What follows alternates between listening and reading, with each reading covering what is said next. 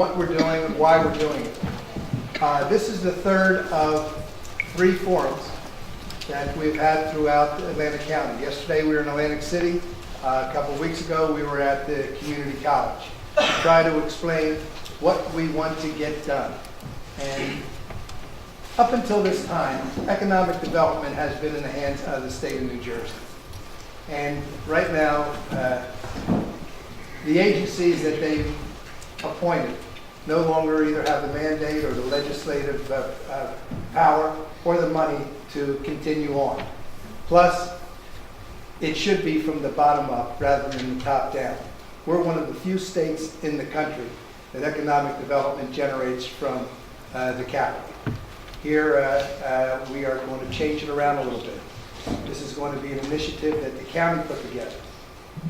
And we are of the belief that we need input. We need input from the public. Right now, we've got about 1,000 interested parties, whether online or come to our forums, that have given their input on the direction of the county. And up until now, it's all been Atlantic City. And that's the unfortunate part about it. When things were going well, everybody did well. But Atlantic City, we cut our tax rate here in the county, and we were down a penny and a third. Then Atlantic City sent their books in, we were up. They dropped another $3 billion in value. And the problem is, of course, we don't have diversification, which people have been saying for years and years and years about our area. Just tourism, especially in the southern end of it. Here in Hammonton, you can imagine what would happen if there's a blueberry blight or there's a drought or there's problems with water. What would happen to your economy? People aren't making money. They're not going to the dry cleaners. They're not going to the delis. They're not spending money in the theaters. Not doing anything. So you have yourself a downturn. And that's what happens when you put all your eggs into one basket. We need diversification. And we have such a great base for it, whether it be educational or medical. We have so many things. The aviation that we have, a premier facility in the country here at the FAA, these are the things we want to capitalize on. Now, Atlantic County understood this when we financed the math and technology and the way to the community college. And we know that that's going to be a way for us to train people for our future. With our next gen, which we don't call next gen, what's the euphemism we're using now? Where's Howard? We're calling it simply, we're beyond next gen. There's a number of other industries in there. The Aviation Research and Technology Park. Aviation Research and Technology Park. We're going to have that developed now. The lease has been transferred. This means good jobs coming into our area. And of course, with the housing market the way it is, the way ratables have fallen down, this is going to be a wonderful shot in the arm. So what you want to hear tonight is the direction we're going to be going in this county. And it is going to be countywide.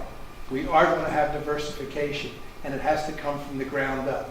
That's why you're here. That we want to listen to your input and what you have to impart to us. Now, the agency that we chose, the group that we chose is Angelo. They have been successful all over the world. In fact, they've never had a failure. I said this last night and I was corrected, and that, some places we did a little better than other places, but they've never failed. And not only were their proposals the best, but also came in the most reasonable, which doesn't usually happen. And the success that Angelos has had in Austin, Texas, and which was really something he'll talk to you about and how it occurred. But his emphasis will be, it comes from you. It stems from the bottom up rather than the top down. Only you know what's in your best interest. If another agency comes in and tells you what you ought to be doing with your family, even if it's your mother-in-law or your father-in-law telling you how you ought to raise your kids, you know how you feel. Well, this is how we feel as a community.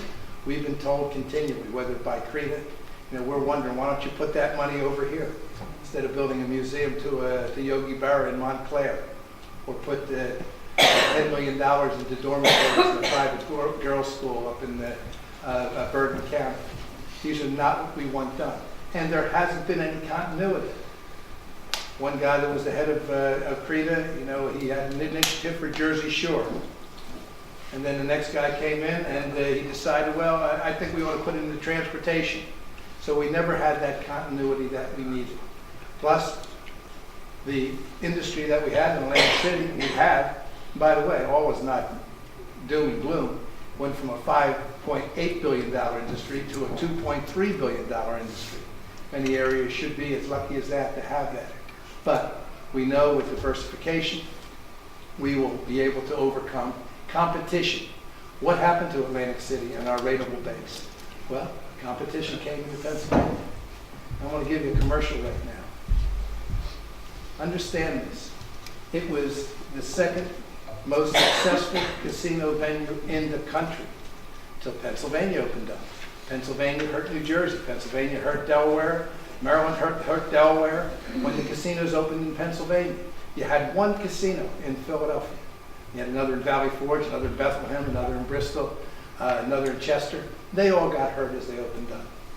And we know that New York casinos had hurt. So what's New Jersey's solution to the saturation of casinos in our area? Only in New Jersey could you answer the saturation and the overabundance of casinos with what? More casinos. It's almost unfathomable that their idea is, we'll open up a casino in North Jersey that'll help Atlantic City.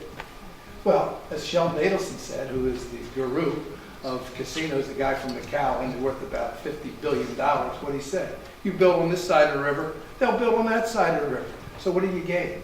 All you do is kill the industry down here, kill the casino you build up there, and by the way, they want to put on the ballot 3 more sites. 3 sites, not 1. So we have to all stick together on this to make sure that we keep the people working, make sure the families can get fed and have a healthy life, decent health care, make sure they can take care of their families. So just keep that in mind if it does end up on the ballot where we have to be. The solution to 2 more casinos is certainly not 3 more casinos. So with that, I want to introduce Angelos, who will explain to you where we're going to go, and then we want to listen to you and what your input is. It's extremely important for our success that we have your cooperation. Thank you so very much. Thanks again for coming out.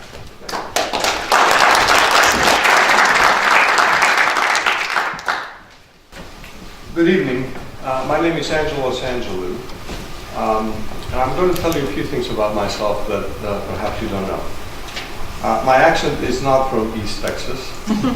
I was actually born and raised in Greece and moved to the U.S. when I was 17 years old under a government scholarship to finish my last year of high school here. I remained here because there's no other country in the world that provides opportunities for young people like me. I came here for their education, and I was supposed to go back, but what future would I have had in Greece? Can you ask him to speak? Sure. Speak up a bit, Angelos. I'm sorry. Is it on? It is. Okay, no, I got it. So shall I repeat myself? Or how much of that you've heard, I don't know. But again, I grew up in Greece, came to the U.S. to finish my last year of high school under a governmental scholarship. I went to college, got a degree in economics and political science, a master's in economics. I went for my doctorate, worked for a bank. And I was supposed to go back home, but then what would I have done back home? What kind of opportunity I would have had? This country gave me the opportunity to stay here and become very entrepreneurial in my endeavors. So years ago, 32 years ago, I was the chief economist for the Chamber of Commerce in the city of Boston, and also became the vice president of the chamber and in charge of economic development. We built a very successful program. For 12 years that I stayed there, we did some great work. So we know a little bit about economic development from a practitioner's perspective, not just from a consultant's perspective.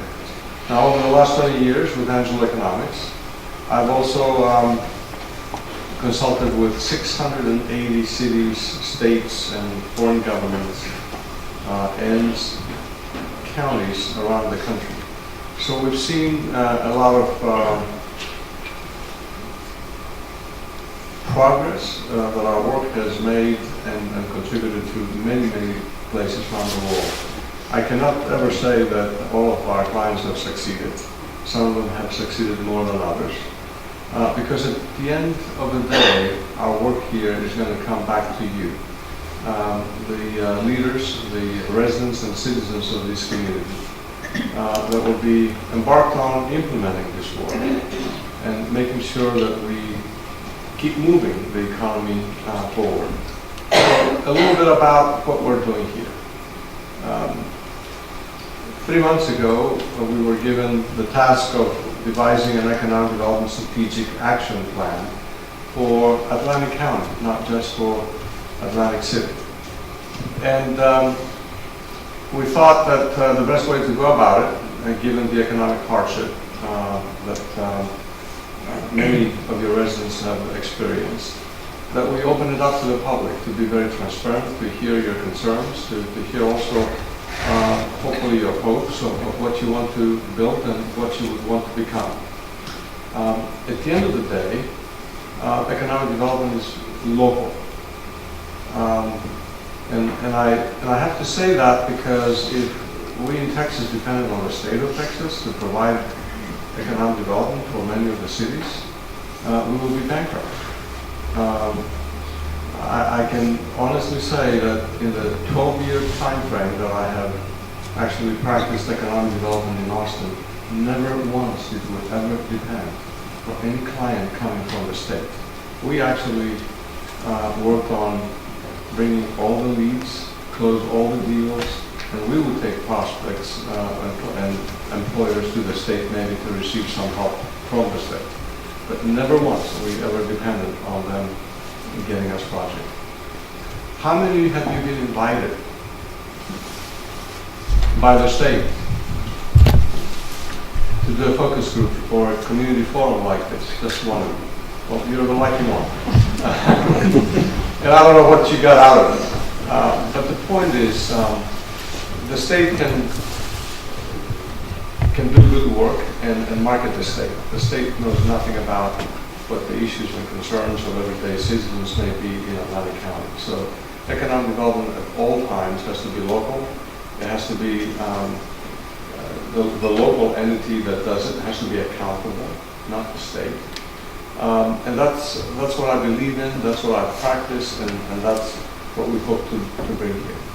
Let me briefly talk about our project scope. There are 3 phases to our work. The first is the market assessment, which is completed and will be presented to the advisory committee tomorrow. And it has looked at your county demographics and data. Over 100 types of data have been analyzed. But moreover, during this process for the last 3 months, we have also talked to maybe a couple hundred key stakeholders in your communities. We've had one-to-one meetings, maybe with 20 or 30 business leaders and government leaders. We've had 11 focus groups. We've had 2 community forums, this being the 3rd. So I believe we've touched maybe over 1,000 people, or close to 1,000 people so far through our efforts. Moreover, there is a survey that is available at www.atlanticcountyactionnow.com that is available for residents and citizens. And I would like all of you to go on that website, take the survey, because the more we hear from you, the better off, I think, we will all be at the end. So we seek your input, but more importantly, we want to build a constituency of this project moving forward.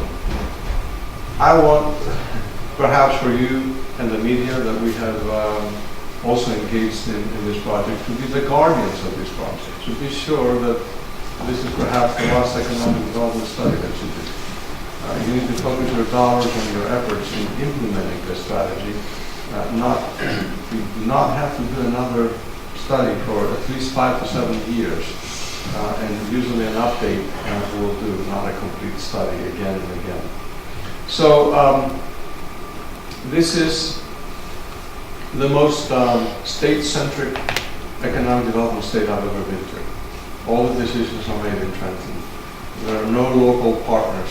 Some of my friends actually work for the Grow New Jersey organization. They were brought in from the state of Texas, and one of them has actually gone back to the state now because the new governor of Texas has asked her to come back. Very talented people, very capable. And the first thing that they told me when I engaged them in the conversation about Atlantic County is, Angelos, everyone in the state of New Jersey expects us to do everything. And we're not knowledgeable, and we cannot ever become the experts that the locals are. We don't have any partners to work with at the local level. And that made a huge impression on me, and I hope that it does to you, that often we expect too many things out of organizations that they're not simply capable of providing, because economic development is local and it belongs here in the county. I realize the hardship that many of your residents are going through. We sensed that last night, and we sensed that even on my previous visit during the similar community forum. We've heard people that are unemployed, that are hopeless, but quite honestly, they were the ones fighting, which it was very, very encouraging for me to see people that are unemployed and still want to stick around here and want to see through that eventually maybe they'll find their point. So they all deserve hope that we can all turn this economy around. You have many great assets, and that is, I think, enumerated many of them. Many of those assets have been leveraged because during the growth of the casino industry, you all got happy, and you not really leveraged any of these assets to grow your economy in different directions, to diversify it and bring more technology jobs, perhaps, or higher paying jobs for that matter. So our first concern here is to give you a strategic action plan that will look at short-term, medium-term, and longer-term opportunities. We're going to look at the low-hanging fruit to hopefully attract some employers to re-employ many of you unemployed. We're going to build a basis for the next level of economic development, which means diversification. And hopefully the third phase of this, which is going to be, let's take the county to a new level of economic development, one in which you will be able to compete with similar economic development organizations around the country. There are 19,000 cities plus in the U.S. There are 12,000 economic development organizations, and they compete fiercely. At the end of the day, the only control that you have is of what you do. You cannot dictate what others, your competitors, are going to do. I can assure you that they're not standing still. They're all trying to do better. They're all trying to beat their competition. So it is a very competitive field, and our goal is to make sure that Atlantic County is able to compete and compete effectively. Secondly, there will, I've done this in 680 other locations around the country, and you have assets here that others would kill to have more. Unfortunately, they've been not leveraged, and we're going to seek to bring about the economic development opportunities that probably those assets could bring or help bring along. But I'm not here to lecture you for the next hour or two. I'm here to listen your views, your concerns. I believe that we have in the past sort of resorted to limit our comments into 3 minutes. If you feel like you need to talk longer, please do. I would like to engage you and everyone in every place I speak to in Atlantic County to be sure that you express your views, your heartfelt views of what needs to be done here. How can we grow the economy? What opportunities you might see for this region, what ideas you might have. And I can assure you that some of those ideas, we will take them, we will synthesize them into an economic development strategic plan, and they will be reflected in the strategic plan. Any questions? You give the timetable again on the... We are going to be finished through this entire process in by middle of July to end of July. So at the end of July, you will have a complete strategic plan, which we will hopefully put into implementation right away with your support.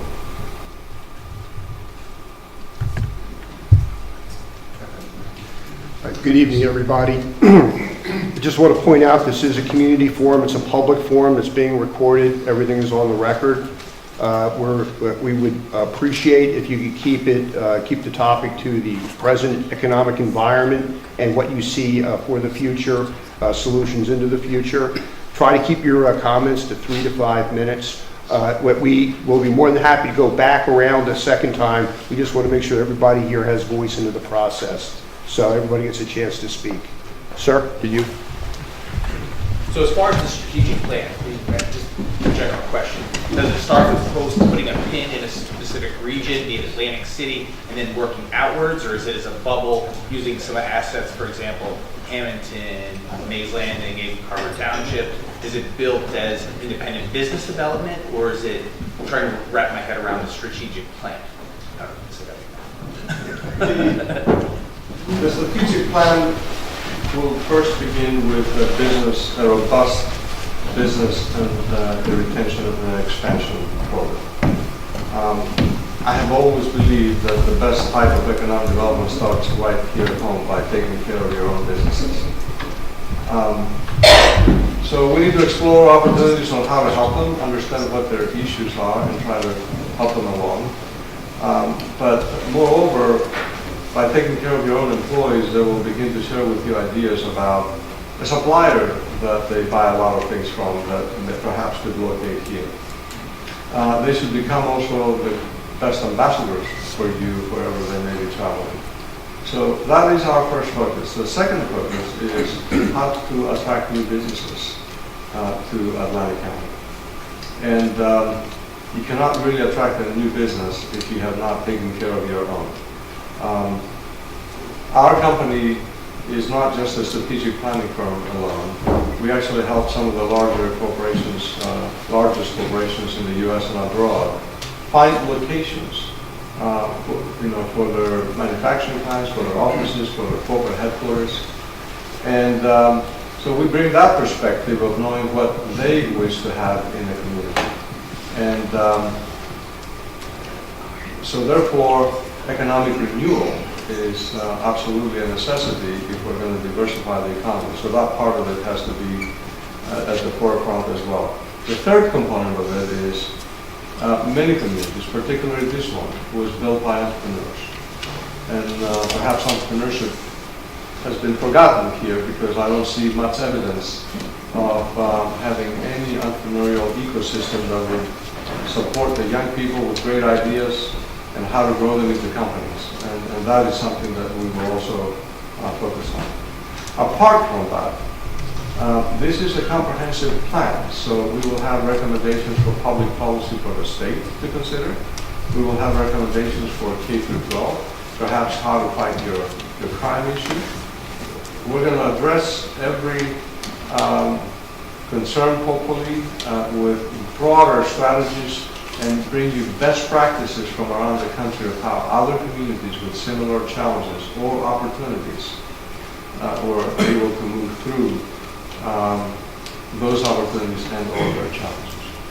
does it start by bolstering existing businesses, privately owned businesses, before attracting new business? Correct. Or is it attracting new business to bolster the? And let me maybe take it a step further. As a site selector, if I had a client that would be interested here, I would confidentially interview employers in this area, similar to their business. If any one of them told me that they had a difficulty with the city or the county in getting a permit, if anyone at all indicated that no one had ever shown at their door to find out how they're doing, whether they have any issues or concerns, I would walk away because we have plenty of other choices. Because my client, as soon as they choose a location, they become an existing business. And they want to know that there will be a supportive environment for them. So that is why taking care of your own businesses is so important, because it helps you recruit new businesses. I'm Cricket Cohen, I'm from Dorothy, and even in Atlantic County, many people don't know where that is. I had a question that made more sense like 5 minutes ago, but it was related to the action plan that's delivered, which I'm assuming comes in a deliverable kind of form. How would that be available to the public to see, what that says and where things are going? And if the website will maintain some sort of progress report? We maintain the website for up to a year, and then it will be maintained by the county. Everything that we do, all of our contact information, all the surveys that you are taking are all going to be up there for the public to view. It's very transparent, very open process. And let me take it a step further. What we hope to, and I guess in part with you as our partners in this project, is to engage as many people to start talking about economic development. And I don't care whether you're pro-growth or no-growth. Economic development is very, very important. We need to engage all of you in this discussion. At the end of the day, I found through many years of doing this that everyone is for economic development. Some people may have different avenue of getting to the same result than others. But everyone needs to be heard. I'm not naive to think that we're going to get 100% of everyone to support this effort. But we want to flesh out those that want to be involved with this process, whether that is 1% or 2% of the community. But also to make all the others feel that this was a process that they could participate in. They chose not to. They can follow through the website. And therefore be also actively engaged in what we're doing, more or less, some more than others. So it is very important to get as many people behind this effort, to be sure that the strategy is implemented, but moreover, to have your voices heard in the community. Because economic development at the end of the day is not the job of Max or the county, it's everyone's business. At the Austin Chamber of Commerce, I had 3,000 volunteers that could go and sell Austin to any company anywhere in the world. If you can turn economic development into a sport with a lot of fans and a lot of support, supportive environment, then you know that you are somewhere unique in doing economic development. I hope that answers your question. Mr. Angelos, Yes, Mr. I applaud your viewpoint of diversification. But how is it that you're going to be able to diversify when, at this particular moment, they can't contain the corporate terrorists that are involved in Atlantic City right now? I mean, I'm a bartender at Taj Mahal. My name is John Weisnap. I'm on the shop steward, a committee member. In the last 5 years alone, and now the recession was 2008, these guys have come in and taken over my building in particular. They've committed OSHA code violations, health code violations, liquor code violations, payroll fraud, wage and hour violations. The governor deregulated DGE and CCC. Where's the teeth for that? How can we, us, put the leash back on these guys? Because that's why the profits went from 5.8 million to 2.3 million. These guys took it and left town with it. They didn't put it back in the city. They didn't leverage. They didn't invest in anything for our children to go to. So, again, I believe in diversification. I think that we need to get away from the gambling revenue and use the Jersey Shore town. That's what we're about. And gambling is just part of that. If there's a way, if I can help, we need to put these guys back in the pen. Once the governor deregulated, these guys went wild. You've got Caesars, $3.6 billion in accounting improprieties. The guy gets a bonus. Same thing happens in our place. $10 million fine for money laundering, and they stick it on the bottom of bankruptcy. So how is our economy going to grow when we allow these thieves to run rampant in our city? Thank you. I empathize with your feelings. Obviously, they're very real. But I'm not a miracle worker. I know what I'm capable for. And I think we need to keep looking at the ways that we can diversify the economy to be sure that this does not happen again for others. We have to think about the future generations. I've heard similar stories in the other forums. But our future generations, excuse me, I'm sorry, let me interrupt, they won't be protected unless we stop them now. These guys will ransack this city, regardless of what they're attempting to do, unless you stop them, unless you put leashes on them. You're a small county with demographics that are in some respects strong and in some respects very weak, because you have a lot of unskilled workers in the county, which also brings opportunities for them for employment. But you also have a part of the economy that is very skilled, the federal facilities that you have, the airport, the medical profession, which unfortunately they have been kind of been ignored, if you will, or gobbled up by all this excitement about the casino and the growth that it has provided. So in a way it was kind of drinking from a fire hose and building an economy that is perhaps not attainable, but none of you probably knew it, and none of you could do anything about it.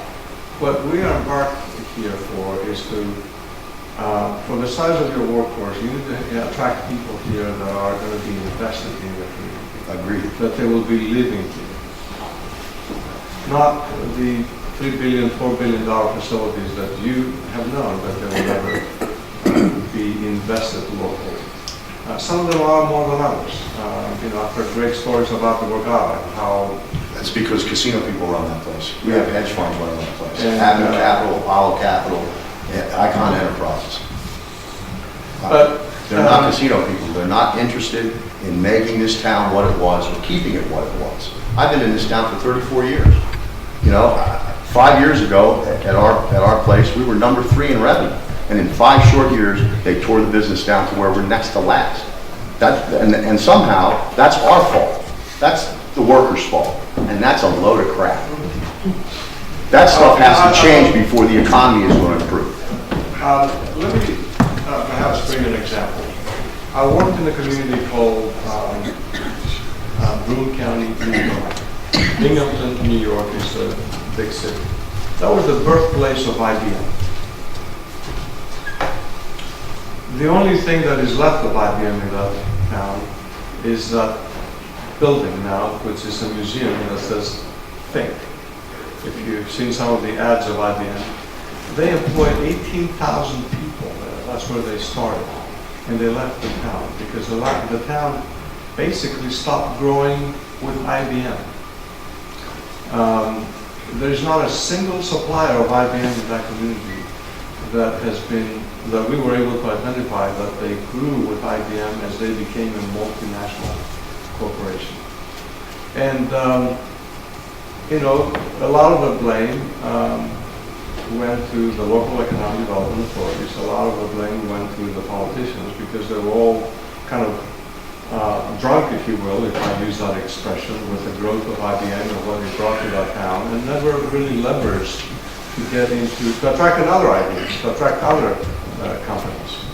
And at the end of the day, I was moderating a meeting in which the IBM, the Lockheed manager in that city, was saying it's tough for us to find an engineer. And in your community, it's tough to actually build diversity in your city. All that the CEO of Lockheed knew in California is that their workforce was not as diverse as in any other plant that they had around the world. And the mayor of that city got into a fighting, pissing match, actually. I was trying to avoid that word, but I just said it. With the CEO of IBM and pointing fingers, and the community was obviously so concerned about the job losses and how could corporate America do this to a city that's so dependent on them. The question is today, it used to be where companies took care of communities, and that was true of many, many cities around our country and the world. That is no longer the case. It is communities that take care of companies. So we need to attract those type of companies that will be invested here, that will be part of your community and help it grow. Sorry for that long-winded answer. Hi. So micro idea, but one of the things I've seen named Jim Schroeder, and I'm the president of the Egg Harbor City Chamber of Commerce. One thing we've been trying to do down in Egg Harbor, we don't have the benefit of having Mayor DiDonato down there who knows all of the properties and those kinds of things in town, but because he's a builder and that's his business to know that. But an incubator for professionals. Some of them have been pushed out of casinos, maybe they were in the accounting department, masseuses that work for spas, things like that, who are now working out of maybe a spare bedroom or their living room if they have one, and maybe their business overhead while they're doing that is $300-400 a month. But for them to go full scale and rent an office and really begin to look to take that next step where they're ready to bring on employees and things, to have an incubator to help them, coach them through that. This is the first time a lot of these people never thought or anticipated that they would ever be in a position where they would be their own employer. They thought they would work for a company and do well and move up like that. They need that kind of coaching. They also need some kind of a physical incubator, maybe even just 6 or 8 offices together with a common shared secretary and sharing the cost of a copy room and a conference room or something like that. That's something I've seen work a lot of other places. You see certainly these rent per day offices in more urban areas and across the country that we really don't have here in Atlantic County. And I think that could really help businesses and professionals move from that spare bedroom business up to the level of bridge that to where they would be renting their own place, and they could then begin to hire their own secretary, their own assistant, or those kinds of things. Thank you. Well, now you're talking my language. I told you earlier that I happen to be an entrepreneur. One of my other ventures is actually the International Accelerator that I founded last year in Austin, Texas. And I saw an opportunity in the marketplace to put together an accelerator that will be the only one in the country focused on bringing foreign-born entrepreneurs to the U.S. And we just had 50 startups in Austin doing South by Southwest a week ago.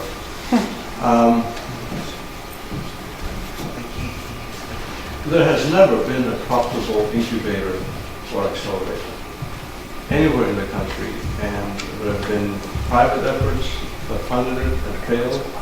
I hope I don't fail.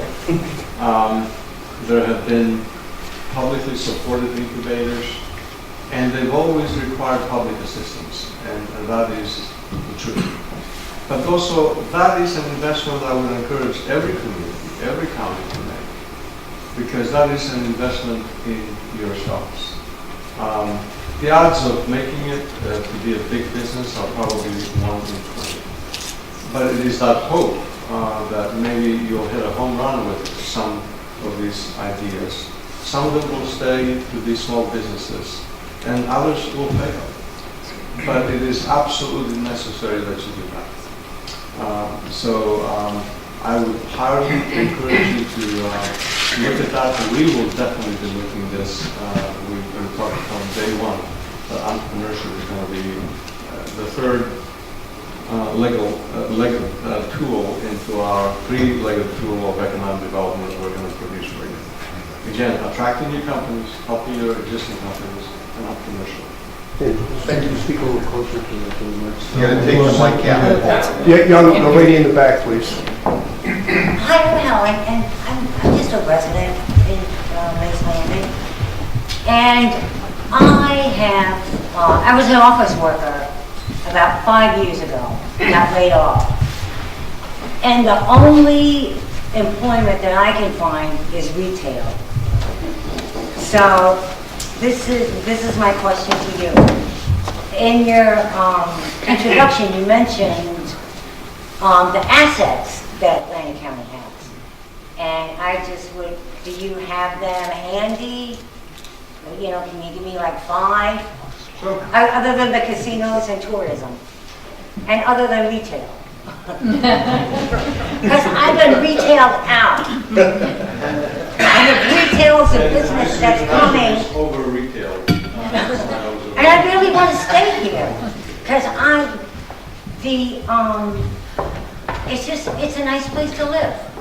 Am I getting a new one? I just wish I could find employment to sustain it. I usually tend to hold it low, so this is That's my better.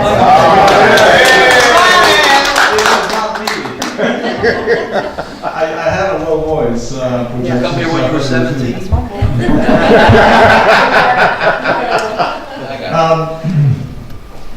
Assets. Let's first start with the airport. Fantastic Yeah, facility. I don't get that. What's at the airport? Well, it's an asset. It's not been leveraged appropriately. You could have had opportunities to attract aircraft maintenance there. You are on the eastern coast with congested airports, significant airports that usually aircraft maintenance takes in less congested areas with adequate facilities. So that was a missed opportunity, but it's not missed forever. We're going to maybe focus on that. There is opportunity for cargo that has never been explored before. What was Perhaps that? cargo A cargo? Oh, okay. that has never been explored before. Let me start with your other assets in the aerospace and avionics industry. You have the FAA Technical Center. You have the F-16 Squadron. You have the Coast Guard training unit here. You have a military base to the north that could also be leveraged, even though it's not in Atlantic County. There are 3,000 high-paying jobs at the FAA Technical Center, vendors and direct employees. And I can imagine the type of activity that could take place in the technology park. I will refer to it as a technology park because that's too long of an acronym for me to pronounce. If indeed there was a building there that companies could occupy. So that is, and I've talked to a lot of people about a lot of interest in that facility, and I think that's an effort that requires a little bit of faith, I think, from all of you to look at the type of tenants that are possibly looking there and attract the private sector developer to build a building to accommodate them. The type of activity that will happen there is going to require leasing of a building, not necessarily building a new facility, because government contracts come and go, and no one will build a permanent facility. But when someone wants to lease a building, they usually needed it 3 months ago, and they will not have time to wait for a building to be built and occupied a year later.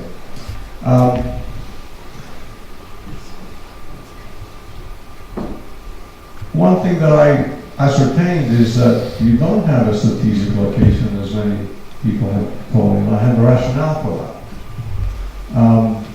Because on one end, you have the ocean that has never been utilized. It's become almost a barrier because tourism has only showcased your beaches and also your casino and entertainment industry. It's intended to bring people from the mainland and Canada to your beaches and the casino.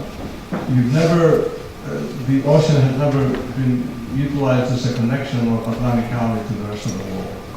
And whether that is through cargo or international flights or whatever the case might be. And we're going to be looking at ways of changing that.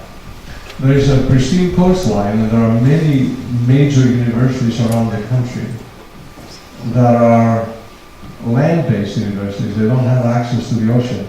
And a lot of those universities have, guess what, a marine biology program, substantial programs. Why not market your coastline to some of those research activities, including even perhaps some of your own universities here in New Jersey. We see substantial opportunity in ecotourism. Beautiful towns like the one we're here today, in Stevensville. I visited every community this last Sunday, one day, touring your entire county. Don't see any evidence of tourism promotion here. I don't see any evidence of tourism promotion north of you about Atlantic County.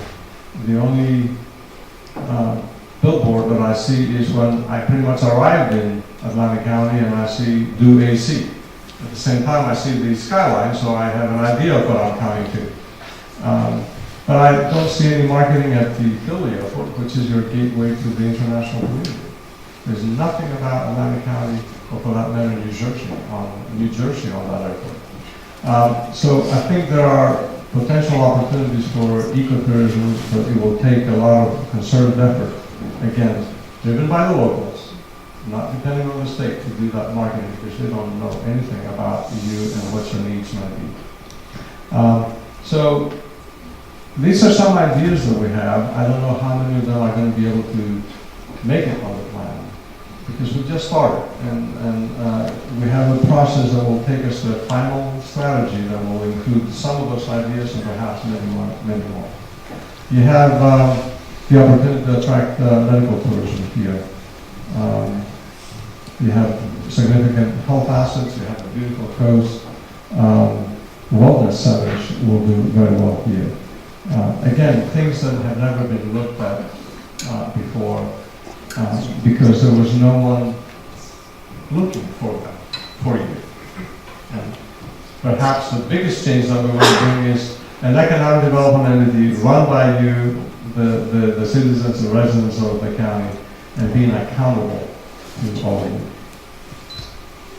Please, Next question. please provide your name and hometown to speak. Joe Injame, Hammonton. In full disclosure, I'm on the Improvement Authority, and I was one of the interviewers of Mr. Angelos, so you can blame me if you don't like how this turns out. But this suggestion is not By going the to way, Joe, that's a relief. There you go. Jump on the hand grenades. Now, this suggestion. This suggestion, now I've made to you, and to a lot of people up front, but I kind of wanted to share it with the community and maybe get that conversations about economic development started among us. We all agree that we need to diversify, and each town's strengths contribute to that diversification.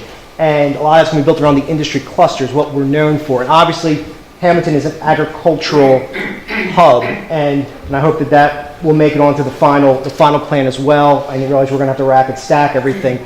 But unfortunately, and this is something for us to discuss as a community, is when we think of agriculture, oftentimes we think of farmers, people that actually own the farms, and seasonal workers that work on the farms. But farming could be so much more if we really expand those supply chains and do what Angelo says and leverage assets already there, e.g. the airport with cargo, to the research park with drones. We start leveraging that. If Atlantic City as a tourist destination with our wineries, that's how we leverage and expand farming. But it's also a matter of also expanding the the supply chains, and I know there's people in the audience here that work on those supply chains, transportation, food processing.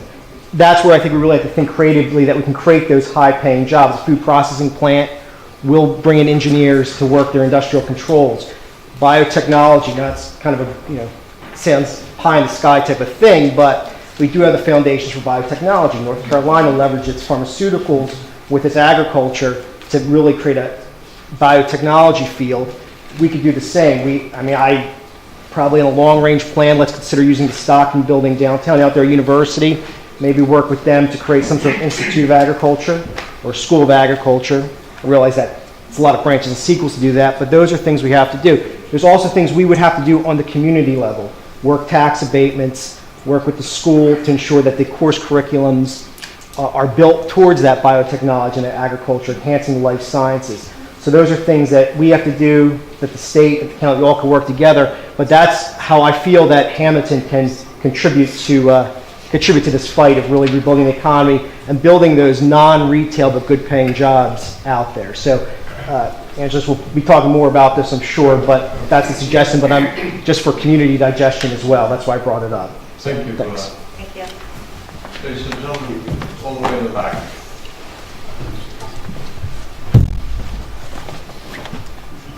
Me? Okay, go Hi. ahead. Hi, my name is Denise Alvarado, and I live in Malta Township. And I guess I'm kind of piggybacking a little bit on what he's saying and a little bit of what the gentleman from the Harbor City was saying.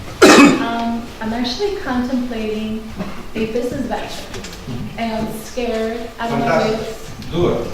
And, I know all about the business plan, I know all about those things, but before I waste away my inheritance in this venture, there's no place for research and development. There's no place, at least that I'm aware of, where I can go and I can, talk to other people and share my ideas, or perhaps try some of my formulas. And that's on a more personal level, but if I take it a step further, I also work for Atlantic Cape Community College in the culinary department. We have a state-of-the-art facility with the Academy of Culinary Arts. We graduate amazing chefs that go on to do wonderful things all over the country and abroad. But we don't have a research and development facility that our students can internship with, that our students or our graduates, or we can call back our alumni to practice their recipes, or to practice, simple things like vegan cooking, organic cooking, developing hydroponics, developing a lot of the things that we're currently doing on a small scale, barely budgeting it, running fundraisers to just come up with enough money to fix the watering system in the greenhouse so we can keep the plants alive, that kind of thing. And also as an alumni from Stockton University, the idea that there is a venture there for all types of research, biology, oceanography, all different types of things. So I want to know what part of this plan is research and development for supporting not just the little old me that's trying to make a decision and of whether she's going to go into business for herself or not, but also to help our students from both the university and the community college and keep the people here. Our alumni should not have to go to outside of the state to do the research and to do the work that they should be able to do right here in Atlantic County. What you're referring to is typically referred to in our industry as a co-working space. A place where young people, older people with ideas can feed off one another. A place where executives can come and mentor, many of the young people. There's actually a company called WeWork, which is a national co-working company now that is expanding everywhere, and that is potentially a low-hanging fruit for them to be approached to consider doing something here. It doesn't have to be on a large scale. You can do it yourself. there's plenty of empty real estate in this county. And I think you'll find many willing to allow you to use the facility with very, very low rent. Perhaps with $1 a year rent, just at times that is given to major corporations as an incentive. But 1,000 square feet, 2,000 square feet, my accelerator in Austin is no more than 2,500 square feet. We're going to be able to have 15 companies in it every year. So provide them with an environment where there is a high internet speed connection, hopefully fiber. Doesn't have to be fancy furniture. A place where one can feed off one another, a place where many of you can serve as mentors and advisors and give your time to those youngsters to succeed. There's also something called Maker's Place. And are you trying to get a formula for a drink of some sort? Or what is your business idea? What I want to start is, it's a restaurant kind of business. Like I do Okay, great, fantastic.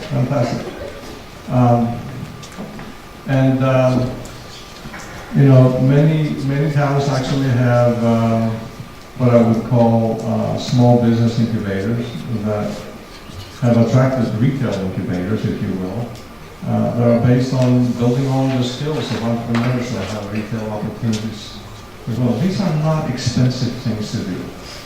These are all about private initiative, seeking an opportunity and seizing that opportunity rather, and make them happen. But you must agree that with the climate, or our economic climate being the way that it is today, right now, is very scary for somebody that's in need to enter the market. It's the best time to start a new business during downturns. And history has proven that most entrepreneurs come out of adversity, being out of a job, because there's not a whole lot of other alternatives. If you can succeed in this environment, imagine when the economy picks up of how successful you're going to be. You can attract people that perhaps decent wages. You can attract space, real estate space, with not a lot of rent. This is the best time to start a business.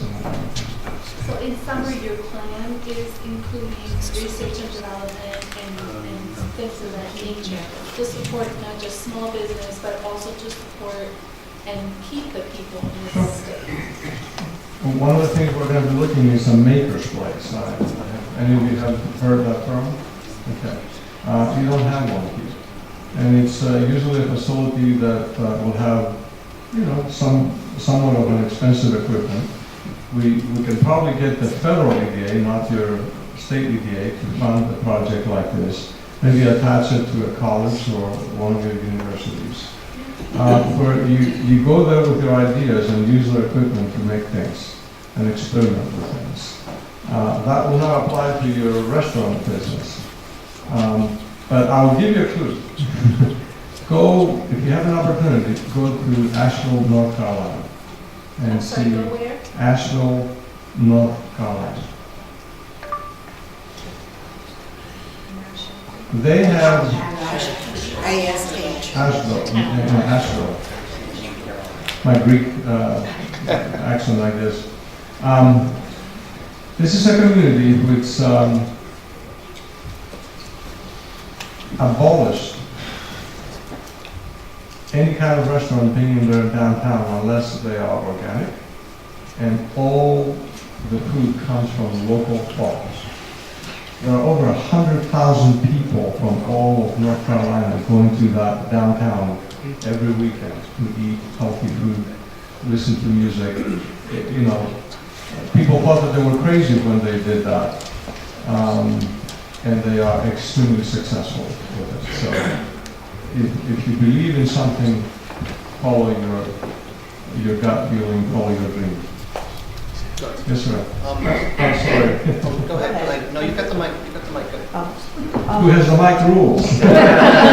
Angela Donio, Hammonton, New Jersey.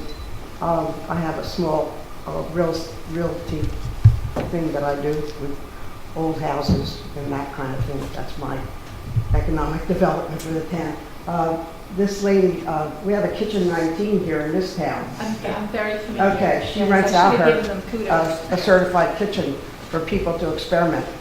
So, and she does organic, and she does vegan and gluten-free, all that kind of stuff. Anyway, we don't have a rule here, though, that you can't have any other kind of food, but we do have a lot of great restaurants. Something about Atlantic City that always bothered me, and because it would spread to the rest of the county. The casinos, when they came, even when they were run by casino people, they kind of were inward. They kind of tried to keep everybody in their casinos, and they never reached out to anything else. I believe that that's part of the reason why the baseball stadium down there failed. I think the casino should have given tickets, even free tickets, to people that either they're employees or, you know, people that stayed there for something to do. It's a great stadium. I also think there's a skate zone down there, right next door. I don't know if they closed it, but I know, I talked to somebody that said he loves taking his kids there. And then I think about a month later, I heard they were going to close it.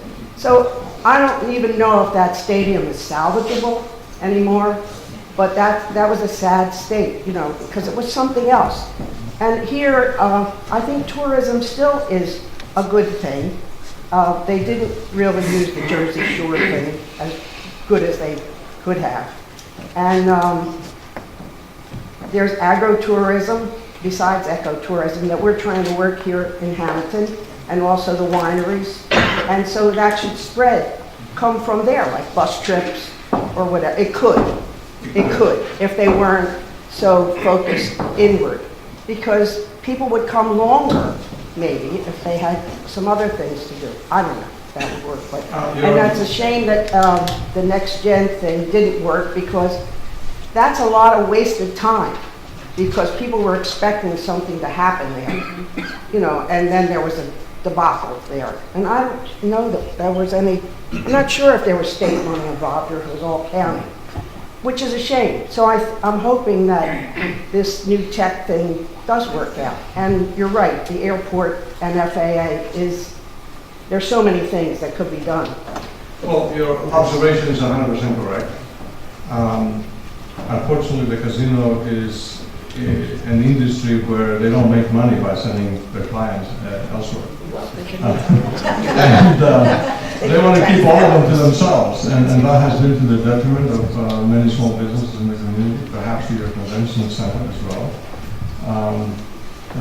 Many things, and yet all the money that you spend is about promoting casinos and the entertainment industry, so there's not any effort to market anything else that is going on here locally. I am convinced that the best of economic development is yet to come for your county. Nobody wants to attract the economic development of 25 years ago, 50 years ago. Those industries are gone. The best of economic development is going to be what the future is going to bring. The Internet of Things, the unmanned aerial vehicles. There's a lot of different technologies that I think you are capable of attracting here, given your history. Even the gaming industry, not just the gambling, the gaming industry could have done a lot better here if there was some focus on it. Last night we heard a great comment from a citizen that said, let's make Atlantic County the center of the world for gaming, whether it's a game of skill or whether it's a game of chance. And I thought you had some merit. I think you were thinking big of rebranding the county into something else, not just the casino industry. We are going to find ways to diversify the economy, and I think that at the end of the process, you're going to see things here that will surprise you, because some of you may not have thought that those activities could possibly be attractive here. Yes, sir. My name is, I don't know if this is working, but my name is Dan Bachalis. I live here in Hammonton. And just five quick things. And your comment about Asheville kind of led into one of the things. In terms of coming up with an economic development plan for the county, I would recommend that at least partly you incorporate an emphasis on green solutions to economic development, not just companies that are involved in green technologies like renewable energy industries, that sort of thing, manufacturers of solar collectors, that thing, but also companies that incorporate a green ethos. You mentioned restaurants in Nashville, restaurants that are certified by the Green Restaurant Association, things like that, so that cradle industries, so that they're involved in rejuvenating and reusing their resources and creating kind of closed loop technologies. Number two, going out a little further in the future, if 98.5% of the scientists in the world are correct, the barrier islands are in big trouble 50 to 100 years from now. So we're going to have radically different land use patterns for most of the county as those people leave the islands and come inland. You may have oceanfront property involved at that point. But we need to create a plan, an economic development plan that acknowledges that. I know we've got to get through the next 5 to 10 years of this current cycle that we're in, but also we need to plan for that so that we're looking ahead to, and not just, running at the last minute and trying to figure out what to do with all this water in the streets. Also, you mentioned 3 legs of the economic development plan. We also need to integrate the economic with the technological, and I would also recommend the artistic, so that and that kind of mirrors the environmental, economic, and social aspects of sustainability. You need to make sure that they get integrated as you go forward, so that we've got the Aviation Research and Technology Park. Well, that's the ART Park, the Art Park. Why not incorporate opportunities for artists there? It's going to be a large area, so restaurants or whatever. Number 4, and Angela touched on this, and other people have touched on this. A lot of our development has been after the big thing, the next big thing. Casinos are going to save us, so we load the island up with casinos. We load our economy up with casinos. Nuclear energy is the next big thing, so let's, go all out with nuclear. We sink a lot of money into it. We end up with a lot of problems. So I would recommend, and I don't know how to phrase this, capital intensive versus people intensive, but maybe smaller, but decentralized energy development, decentralized economic development.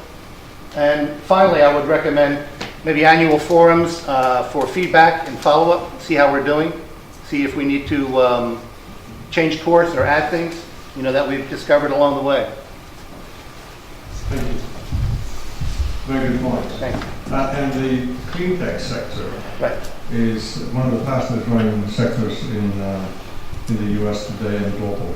And I'm not talking about green energy. I'm talking about anything that relates, whether it's an app or whether it's a device that helps you save energy, live a healthy life, or whatever the case. Right. Well, you mentioned the Internet of Things and the talking about the near zero marginal cost society coming up. Yes, sir. Yes, thank you. My name is Tom Gribben. I'm the deputy mayor here in Hammonton. And I just want to speak specifically with regards to Hammonton. And some of my concerns are, as you do your report, I would like to make sure that Hammonton doesn't get pigeonholed into only being an agricultural hub. Because I think one of the great things that we've been able to do here in Hammonton, and how I feel as though we could be an example for the county, is that we have diversified our industries here. We've looked beyond agriculture. We have what we're in right now, the only equity theater with year-round live performances in South Jersey. We are trying to develop technology here. There have been discussions about high-speed internet development. We have tried to develop a craft beverage industry, and I know we have two soon-to-be owners of a brewery set to open here in Hammonton. One of two, maybe three set to open. We have attempted to get distilleries. We were successful in being able to have a distillery open in town, hopefully by this summer. And now we've heard that a second distillery may be opening up. So we're trying to develop the craft beverage industry. So my concern again is that Hammonton isn't only looked at as an agricultural hub, because we have other industries. I think that's why Hammonton has been able to be successful over the last couple of years, especially with other industries, South Jersey Gas, New Jersey manufacturers, those as well. But that's just some of my concerns. Well, first of all, congratulations. I thought this community is a quality community, just from my Sunday drive through here. We're not going to limit definitely your city into agriculture. I don't think that will be the limit to anyone. One thing that I would encourage you is to maybe take 2 or 3 people in the private sector and government leaders and go and visit the community that we've done a lot of work for, and that is Winter Garden outside of Florida, outside of Orlando. A lot of the things that you've described they have, but perhaps a little bit more invested so far from the private sector. They built a theater. They have an old theater that the city helped renovate. They raised a lot of money. It's not much larger than this. And they are having the International Film Festival there. Talk about how they closed off the street to traffic and made maybe a 8 to 10 block area of a downtown, a walkable downtown with a lot of bars, with a lot of live-in workplaces, a lot of engineering, a lot of software, a lot of software development companies have moved there. It's amazing what they've done. And that I would hope maybe can serve as a good best practice for you to try to adopt to some of the things, not everything. Don't want you to import their crime here. But there are best practices of public officials that are extremely visionary, and in that city, the city manager has really taken it on himself to do great things. You'll be surprised when you visit them. And you have so much about potential here. In fact, you can probably be better. Next. Hi, my name is Cindy Pemberton. I am a Hammonton, I live in Hammonton. I was a Showboat employee for 28 years. I bought my house, I stayed in the community, I loved my community, I stayed very involved, I stayed involved in the church, my union, and they closed down my casino. I was one of the few lucky ones that moved from Showboat into Caesars, where I work now. And I've kept up my health care, which is very important to me and to all of my coworkers. Well, Carl Icahn over in Taj Mahal has taken away their health care and has basically given them, cheap health care, has taken away their money. And these other casinos are all looking at this too and saying, okay, we can do this. Why we have employers like Carl Icahn here who are cutting pays and cutting health care out. These other casinos and these other employers around here, we need for them to definitely make sure that they keep the pay rate and keep what we have and what we've worked for in this community for so long and so hard for. We need them to definitely, be accountable for this.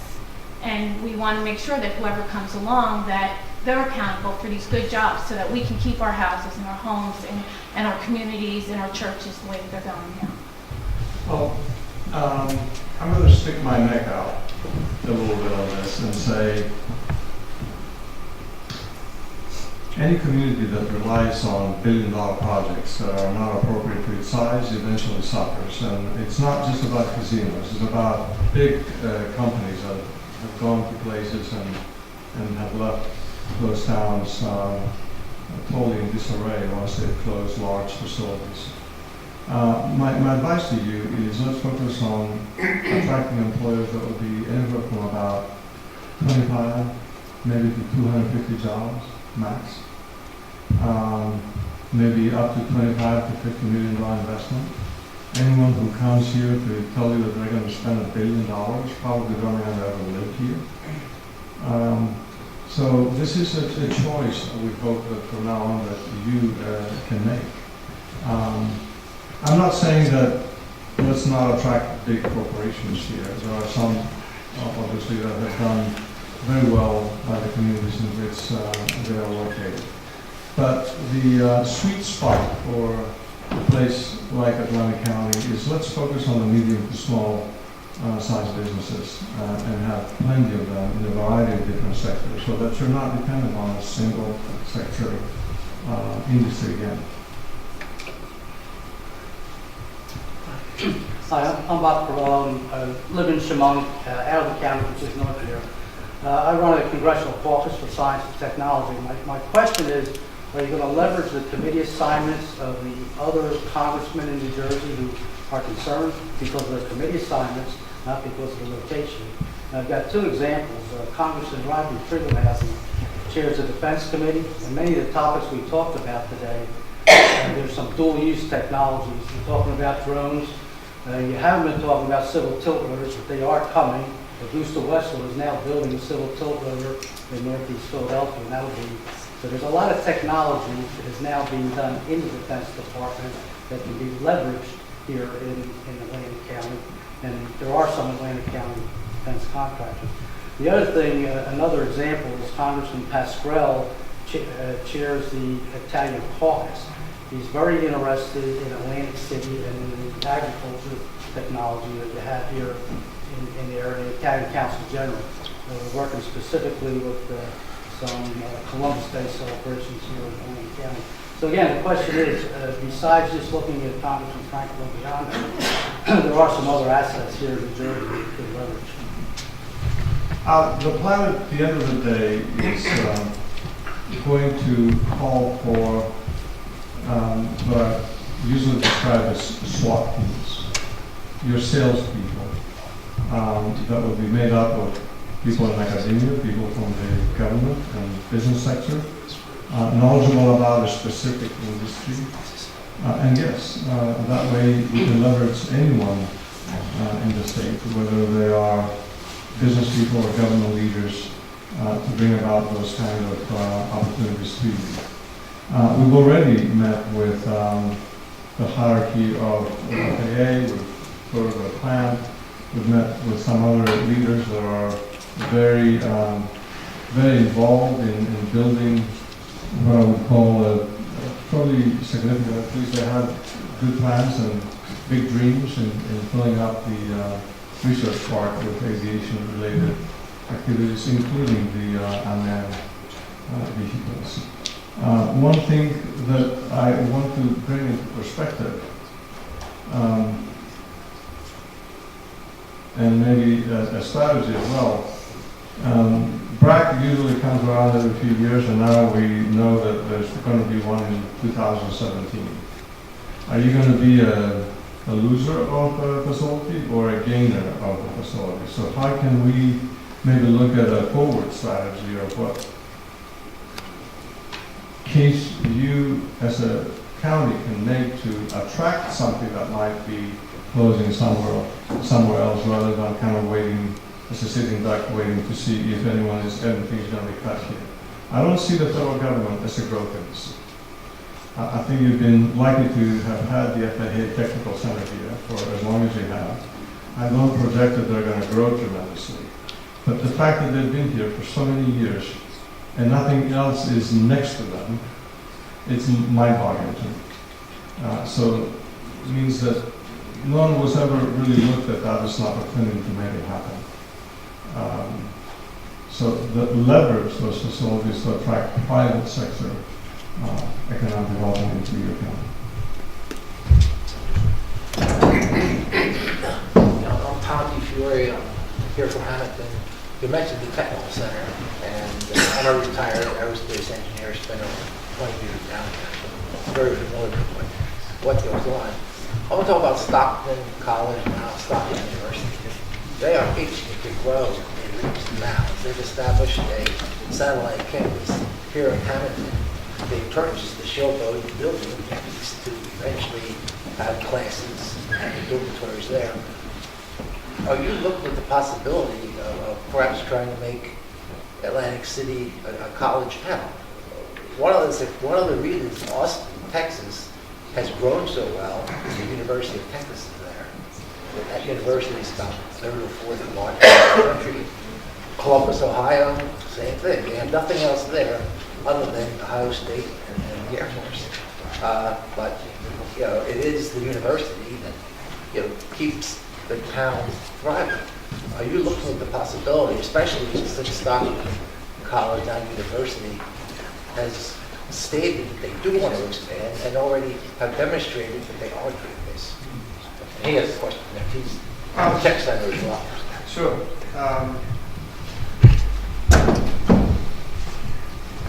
Any educational facility in Atlantic City will help bring along a type of economic activity that I don't see in Atlantic City right now. It's going to help to bring maybe entertainment, more entertainment. It's going to build maybe an arts and music and cultural amenities around it. Perhaps even a design district that could evolve around it, a cultural district, if you will. Many cities have it. So yes, we're very excited about the possibility of an educational institution doing a project in Atlantic City.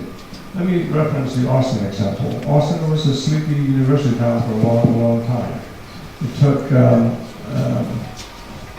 mayor of Austin that had the vision to take us much, much further. The things did not happen on their own. They happened gradually. Along the way, we've lost our major Air Force base. 6,000 people were gone. We lost Texas Instruments, that employed 5,000 people. We lost major employers, but it didn't matter. Because at that time, Austin was on such a high growth path that no one even noticed that those major installations went out of business. Austin today creates an Atlantic City every 6 months, 7 months. The population of the region goes by 70,000 people a year. When I moved there in 1984, we were the 56th largest city in the country. It's the 11th largest city in the country now. So it takes effort, and let me give you an example of some of the activities that the local economic development organization, which is the most powerful in Austin, was doing.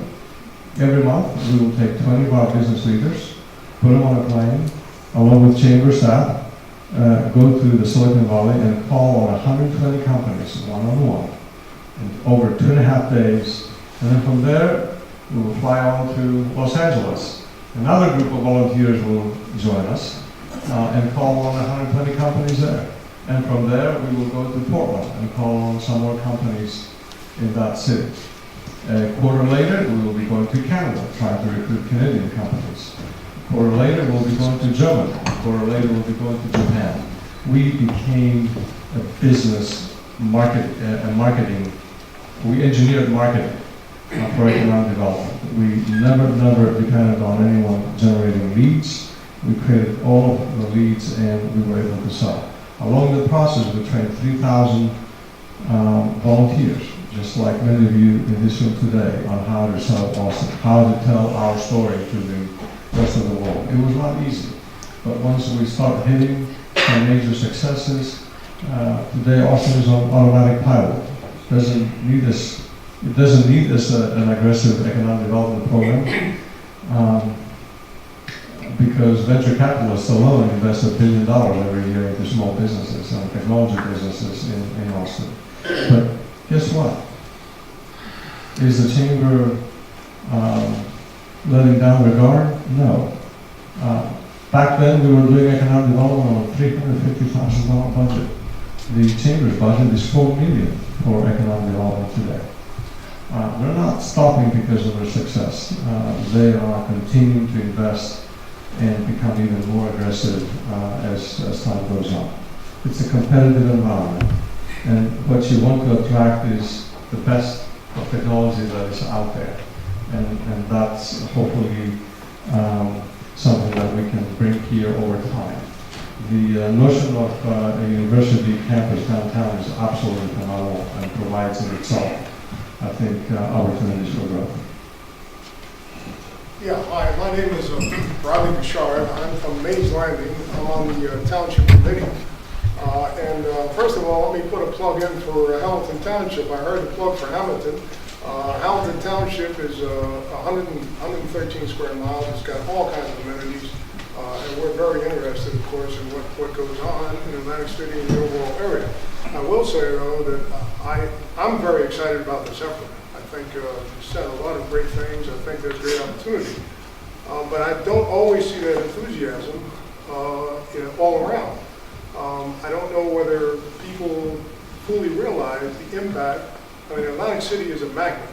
And what happens there certainly affects all of us, and I think there should be a great deal of interest in it. I'm excited in it, and I look forward to the opportunity of taking advantage of the things we have. Along those lines, and I'm glad the education factor was pointed out, because Stockton is moving very rapidly, and I think there's a lot of potential there in taking advantage of that. Business environment, very, very critical. You may have mentioned it, maybe not, but New Jersey, it appears to me, is a tough place to do business in. We are just regulated to the hilt. And towns, I as a township committee member, I frequently hear complaints from business about not a business-friendly environment.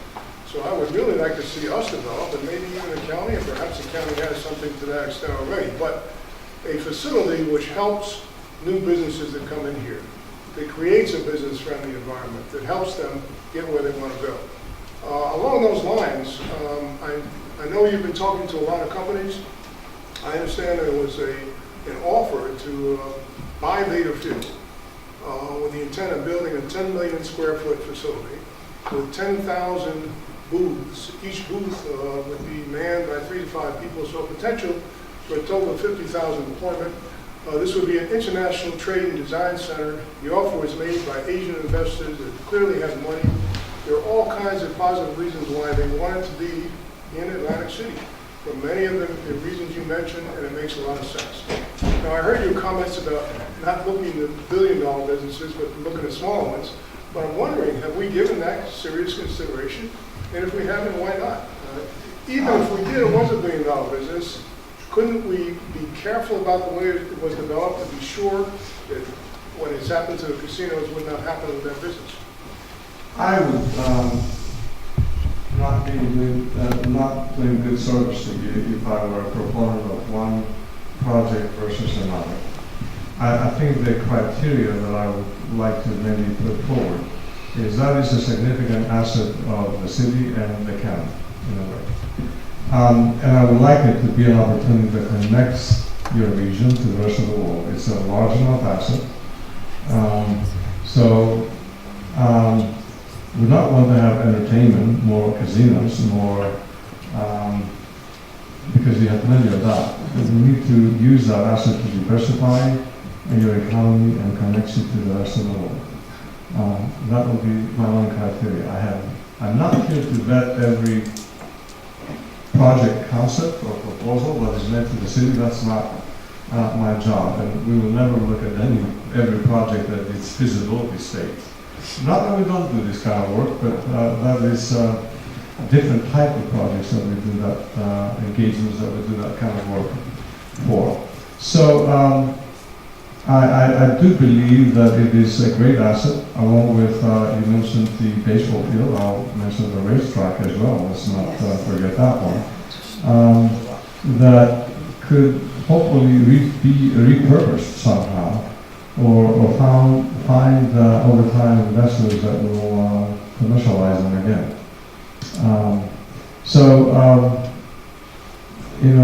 I don't want to give the false impression that I'm supporting one project over another.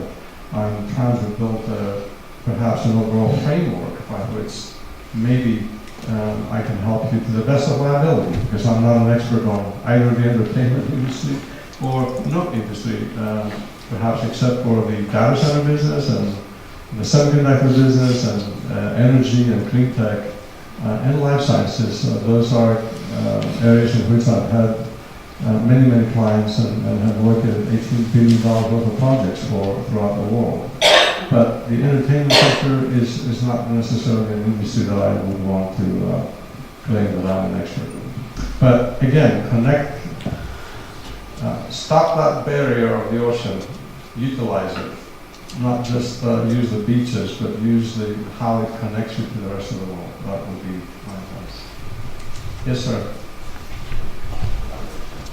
You've talked several times about entrepreneurship, which is fantastic, especially with all the millennials coming up.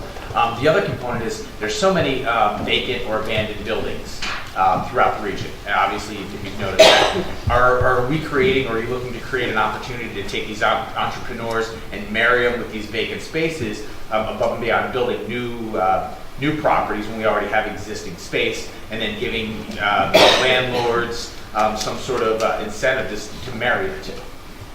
The best type of space for an incubator or accelerator is an old industrial building that is vacant, has been vacant. We spent a little bit of money basically turning up the walls and creating an open space, and put a lot of bean bags on the floor and a few tables, and bring in a high internet connection. And you are in the business then of accelerator and incubator. Tear all the ceilings down. This is kind of the new model now of modern, almost kind of an unfinished building.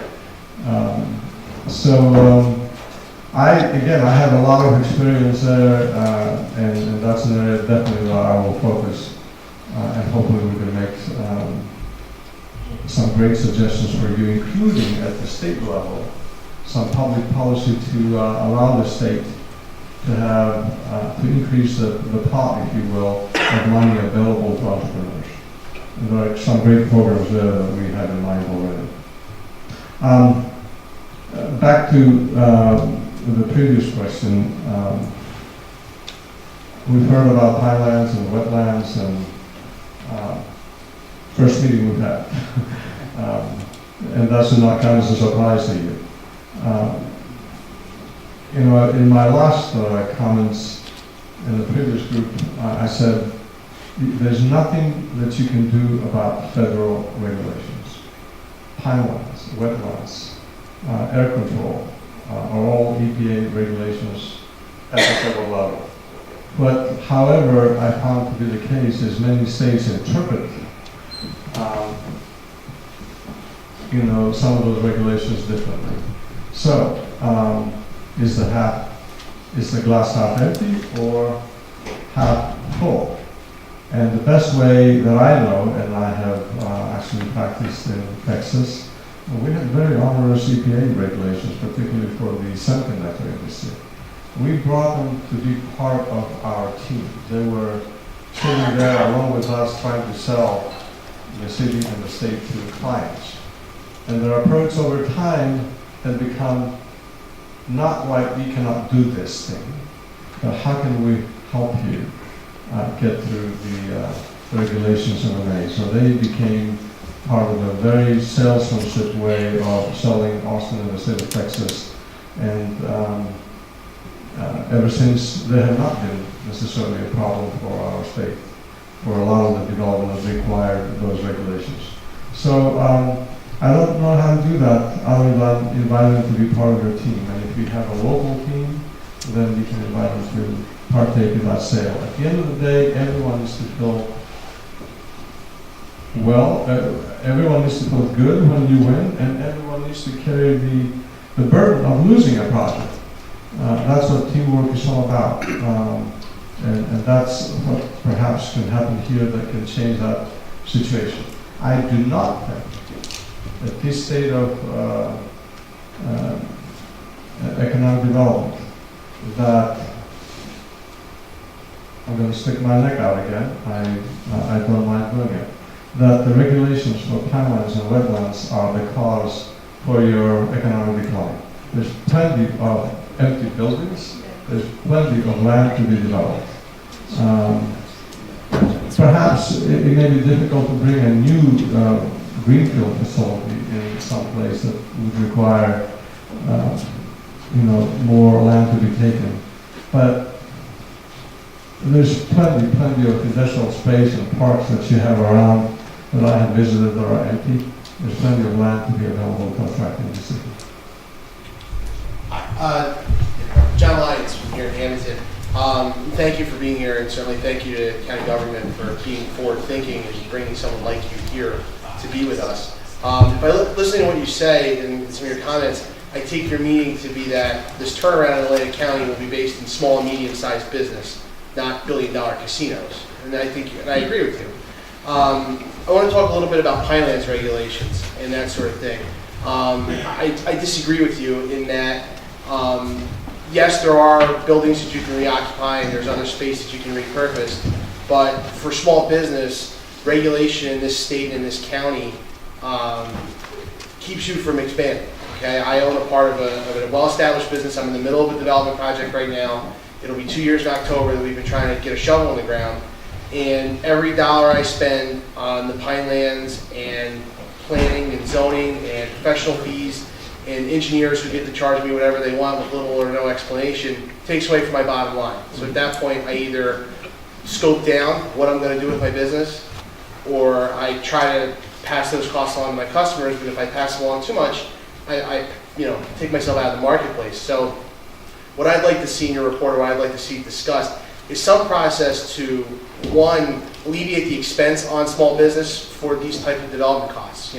If I have to spend more money to get, I'd rather spend more money on solar panels than engineers' fees and professional fees for the Pinelands and these kinds of things. I'd like to see something like that in your report, whether it's some type of fast track process or a economic, development area.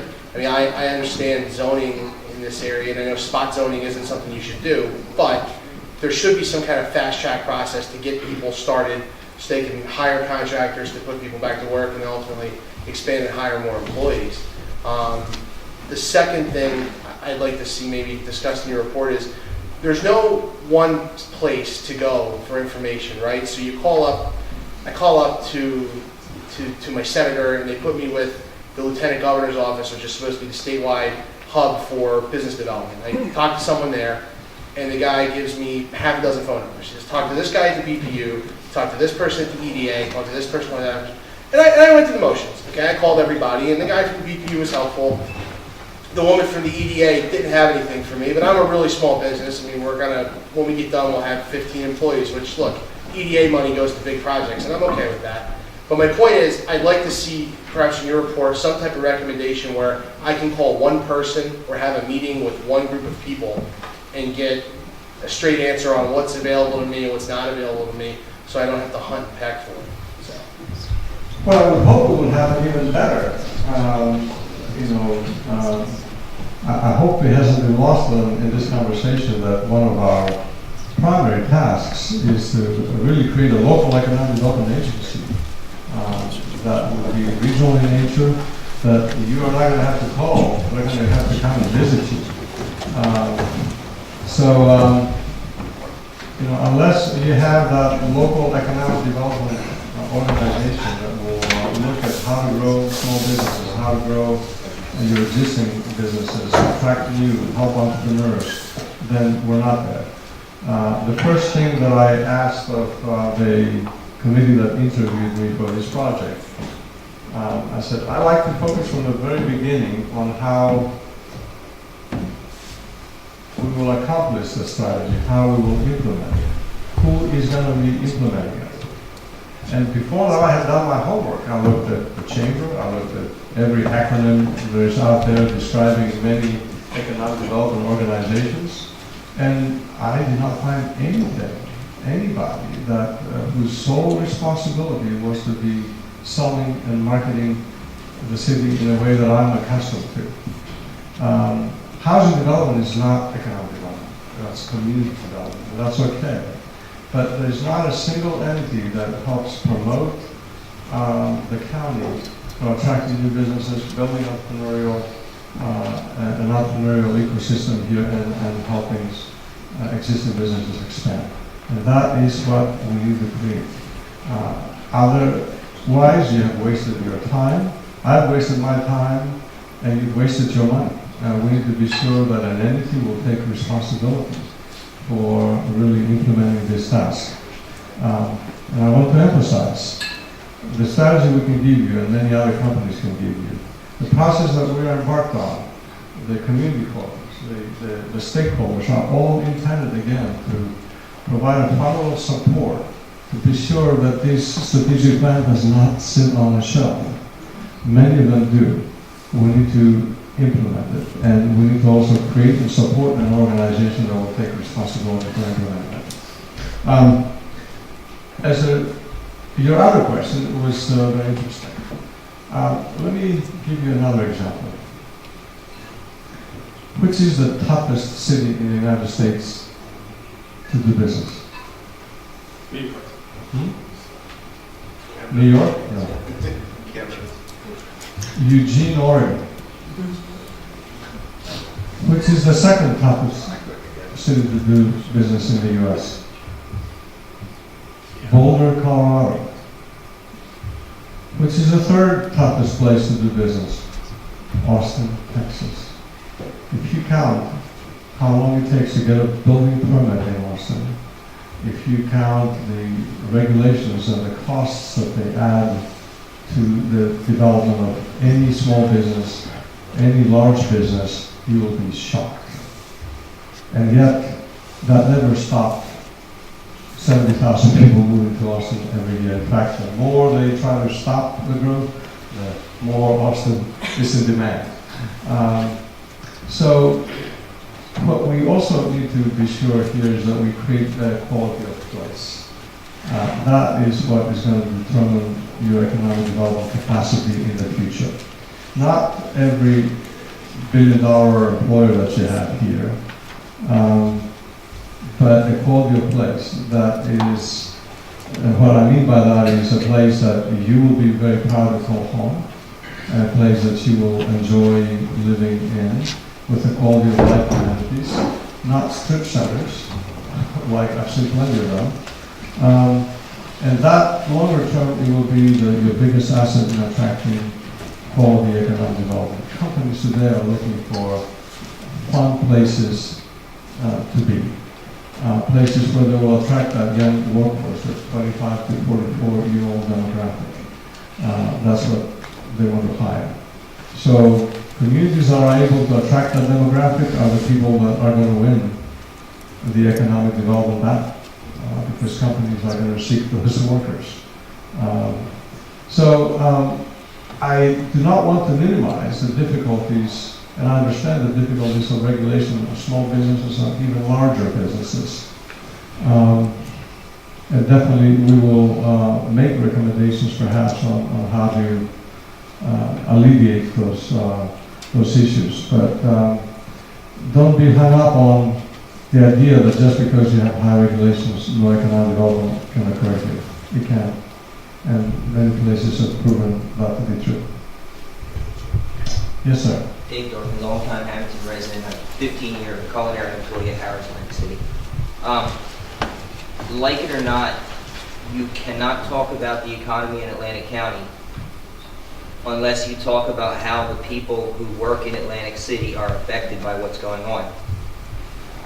Everything I've heard here today, or mostly everything I've heard here, is like long-term plans to grow the economy. But with over 10,000 employees out of work right now, if we can't afford to live in the area, to stay in the area, then nothing that you tell me tonight, nothing that we put together in the future is going to mean anything, because there's not going to be anybody here to utilize it, to invest in it. What are the short-term plans, the short-term goals to address the situation right now? I mean, it seems like every time we talk about Atlantic City, what I'm hearing is, well, you know, Atlantic City is what it is, it's billion-dollar employers. You know, I don't know, you kind of grouped everybody into unskilled workers and highly skilled workers. I kind of think that casino employees are reasonably skilled, and I'm not ever going to be an entrepreneur, and I'm not going to be a machinery mechanic. That's not what I'm going to do. So what do you have planned for someone like me to make it through the next 5 or 10 years before all these things come to light? Well, many people in your situation have spoken up, and all I can offer is hope. Definitely, I would not want to live and go to another city. Many of your county residents have already done that. You have seen the population decline over the last few years. It will probably continue. I'm not a miracle worker. I would say if anyone is out of a job, network. I talked to a priest last night at another event similar to this, and I said, are there social support groups that can support people out of work? Resorting to crime should not be an option for any young person. Because yesterday we heard stories of people saying, I don't have a job, I've been out of work for a number of years, I had to resort to crime. It was a pretty sad story to hear. So let's look at networking opportunities for all of you that are gainfully employed, and you know where the new opportunities for employment may be. Connect those that don't have jobs. The economic recovery here, I cannot promise you that it's going to happen overnight. It's going to take time. But at least we will take the steps and build a foundation here that you or others may never have to go through again. If I could bring an employer here to employ everyone that is unemployed, I would do that tomorrow, but that's not, up to me necessarily. And believe me, I have tried already. And I will be pushing for that to happen, but I cannot guarantee it. I just want to...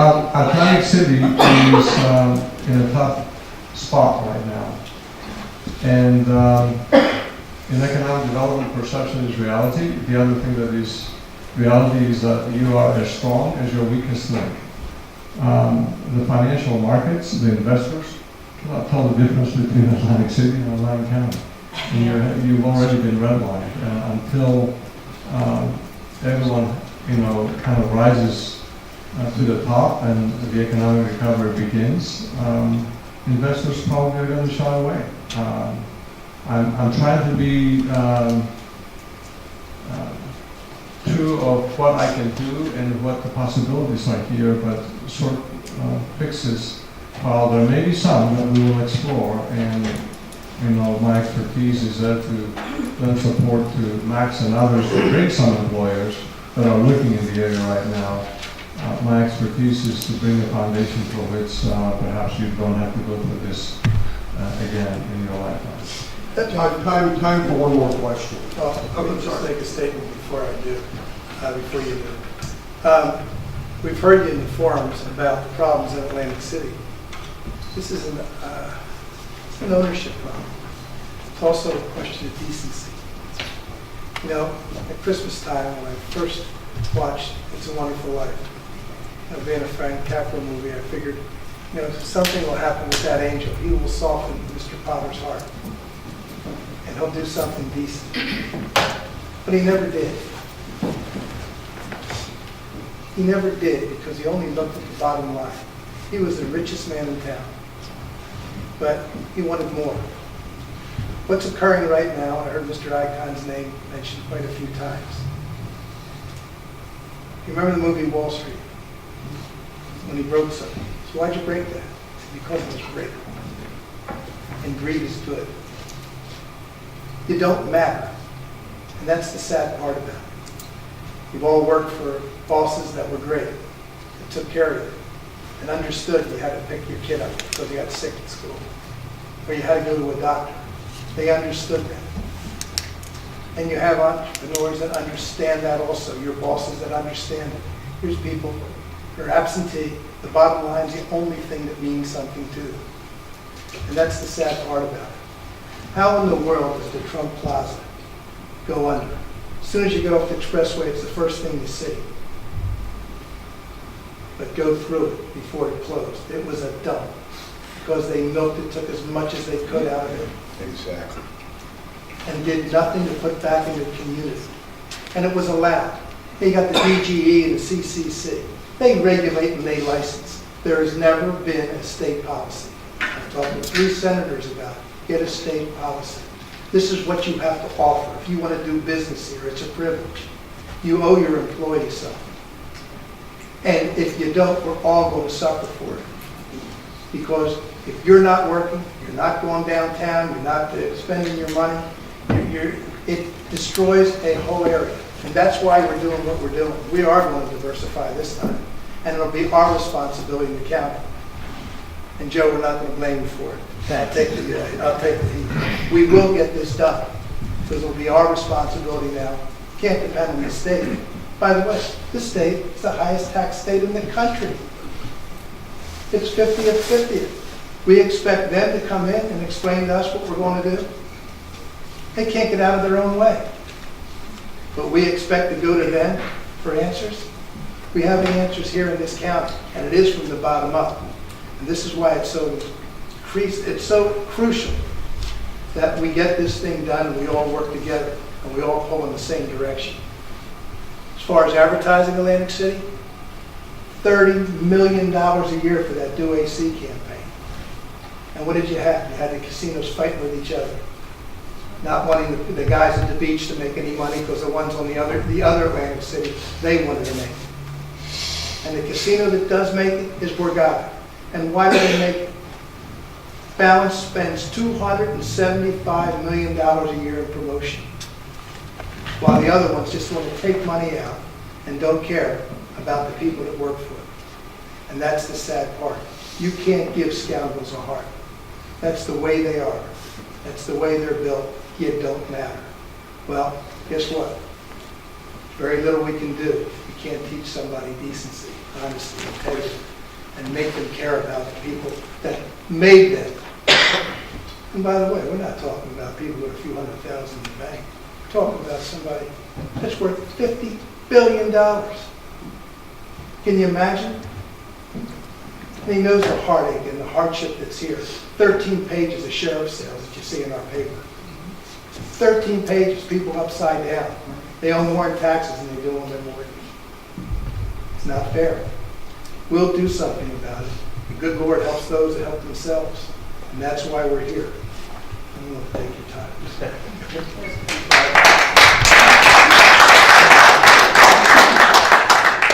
Sir, very briefly, please. Last question tonight. Well, I just want to elaborate with Dennis. I work in the casino industry, I work procedures. I've been in the casino industry since 1981. And I don't know, I didn't really, I like this is nice to get our little Atlantic County going and everything, but it just seems like keep pushing casino workers to the side. That's how I felt with this. And you know, another thing I wanted to bring up is you're saying about the icons and the Gary Lovemans and all this stuff. They're hiring people now in the casino industry for 2 or 3 days a week. Everybody's on call. I mean, I'm a full-time employee. I've been in the industry for years. But like, you know, if I could lose my job tomorrow, what am I supposed to do? Open a storefront? I mean, I want to see some more regulations for Atlantic City because the casinos are still the big majority of big cities. You have regulation, you want policy. Well, your policy, you're right, because they deregulated the DGE and the CCC, and the only thing that they didn't cut, it cut a little bit of paperwork, and you know what it cut mostly? Job. They didn't cut. We still have to do paperwork, and everybody has to see it from the CCC. They got to come in and boop, boop, boop, this, that, and the other. And guess what? The only thing that happened is we got rid of this. You don't need that anymore. You don't need this coverage. You don't need that. But people going out the door, and they're saying 8,000. They're talking about 8,000 before casinos are closed. But if you look at my property, Caesars Entertainment, they keep combining. You're a supervisor, not me myself, but people are supervisors over 3 properties, or at least 2 properties. The top properties on the boardwalk, and then they send our AP departments to Hot Springs. They send other departments. You know, when Stephen Bursky first wrote or helped write the rules and regulations and what have you, we were supposed to have decent jobs with benefits, this and the other. And believe me, I've had benefits, I've had everything through the years. Started at 19 years old at Resorts, believe me, I was doing good, and I still love my job, don't get me wrong. But it's still the biggest industry in Atlanta County, and we can't just like... You got what you got because they didn't give it to you because they liked you. They gave it to you because it was competitive. They wanted you because they were opening up casinos and they wanted to keep the good employees in. So they gave you incentives to stay there. They didn't do it out of the goodness of their heart. If I may maybe address your concern, if in any way we came across in this presentation today that we are bashing the casinos, No, I didn't say you bashing casinos, but you just kind of like skimmed right over it. Then we have failed in our task to say that we hope that the industry stabilizes and perhaps even grow. We hope that they will be able to continue to pay the wages that they used to provide the benefits that were cut. But we cannot let this county just be dependent on that sector like you have been for the last 20, 30 years. We need to find other ways of really diversifying the economy. They'll be an integral part of the process, but they are not going to be the only. This strategy will never be, and I can promise you, one sector of the economy against another. So we need to be sure that every part of the economy that can grow here, including the casino industry, can grow here. So it's not one for another. It's basically a greater base of opportunity that we can pursue. We have one last question, please. I'll be brief. Good. Actually, it's on. It's just down a lot. Okay. My name is Patricia Burke. I'm an Atlantic County resident. I live in Pomona, New Jersey, and I have for the last 37 years when I moved down here from Central Jersey to go to Stockton. I'm an alumni of Stockton. I'm a big supporter of Stockton. I got a job after finishing school. I got a job at a casino until I figured out what I thought would be, until I could figure out what I wanted to do with the rest of my life. And it ended up being a career in which I could prosper, buy a home, do all sorts of things. And I think we're all here today because we care about this county that we live in. And, you know, the barn door is open. You know, I think every one of us in some way, shape or form have thought in our minds, even in the heyday of casino gaming, that we should be diversifying here. We should be diversifying because, you know, who knows? You know, once the market opened up and it became not just a Las Vegas and Atlantic City thing any longer, that competition was sure to come, and that we should have been thinking about this long ago. But, you know, it is what it is, and we didn't, and we find ourselves in this particular spot right now. But, you know, as the gentleman here has said, and as Mr. Levinson has said, casino gaming in Atlantic City has been a major economic generator for this entire region and has really provided in one way or another spin-off businesses or whatever for the majority of the residents, or a lot of the residents in the county. And it's a very diverse county in which it has agricultural things, and ecotourism, and colleges. And as the market shrunk, you know, it is a large, it's a large industry. I think any town in America would welcome $2.3 billion industry into its community. I think that there's a lot of potential for it with the shrinking of the number of casinos now, and the idea that we're really starting to look for the future and put a plan in place, I think is outstanding, and it's what's going to save us as residents of this county. What I find ironic, and you know, and I don't really want to end on this note, I just get a breaking news alert, which being a Stockton alumni, I'm very excited about Stockton getting its university status and its ideas to expand into Atlantic City and to branch out and to bring businesses, whatever that's going to be. Now there's a problem. Now the owners of the Taj Mahal, Mr. Icahn again, are now throwing some sort of monkey wrench in that plan for Stockton to expand itself into the island campus due to some sort of, I'm not sure what, that it has to be a casino now, which is ironic, is it not? As we sit here today, we try to figure out what it is we need to do in order to make things better. Here is the same name keeps coming up and keeps coming up, that's throwing a monkey wrench in many, many throwing it in the middle of a lot of our lives right here. And we talk about this being a bottom-up kind of thing where you want to hear from the residents of the county. And if we all stick together, we can do a lot, we can achieve a lot. Well, I don't know about anybody else, but that's just too much. That's absolutely too much to have $1 billion corporation or one incredibly rich man be so central into what is going on here in a very bad way. And I don't know about you, but that's not acceptable to me as a resident of this county. And I don't know what it is that we can do together, but we need to be able to do something to prevent that kind of stumbling block from helping to move us forward. That's all I wanted to say.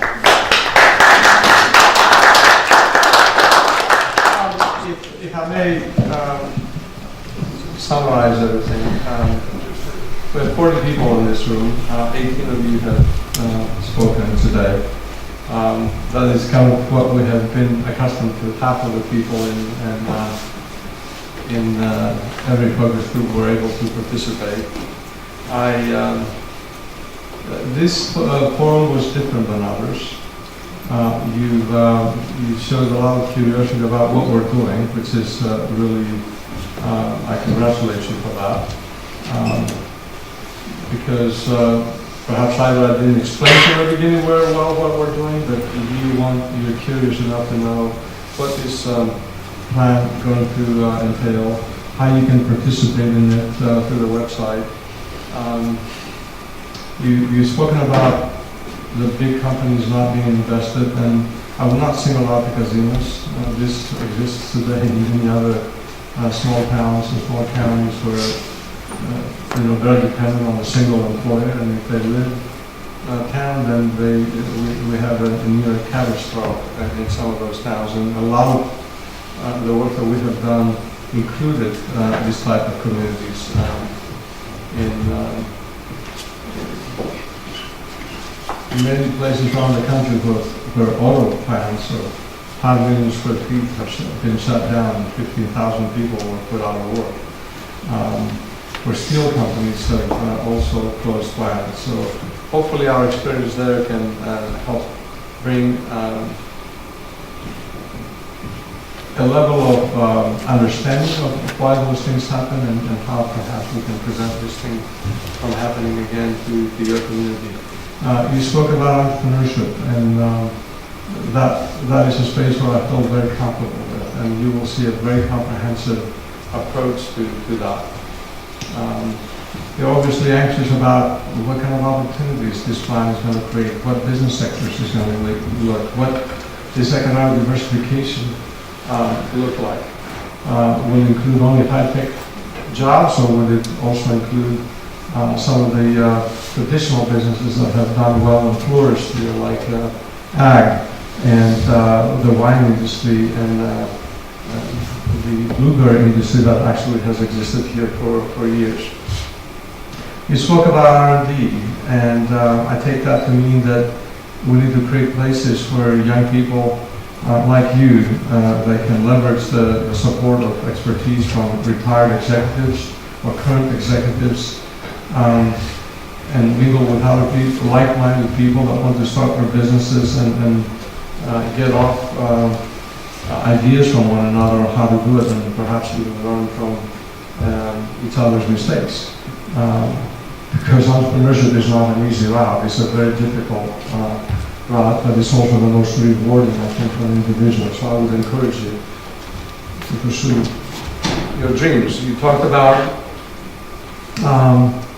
maybe taking advantage of some of the assets that have been left vacant, the baseball facility, I will add that to the racetrack, of major casinos not being invested and wanting to control everything to themselves, and that is the truth. That's their business model. We cannot really we cannot really walk away from that. We just have to complement that with other industries that we can bring here that will be different, that will be invested here. You spoke about Hammonton and the beautiful community that you have here, and I really like this community from the first time that I was here. I think you've built a great product at Quaint downtown, and much more I think can happen. We will bring to bear a lot of best practices of how other small towns have been able to really flourish on ecotourism, on bed and breakfasts, on really attracting lived workplaces, software development, incubation activities, and so forth and so on. We talked about healthcare benefits, and pensions have been cut from the casino industry. Well, that is something that happens in many industries today that have undergone significant change, and the casino here industry happen to have gone through some tough times.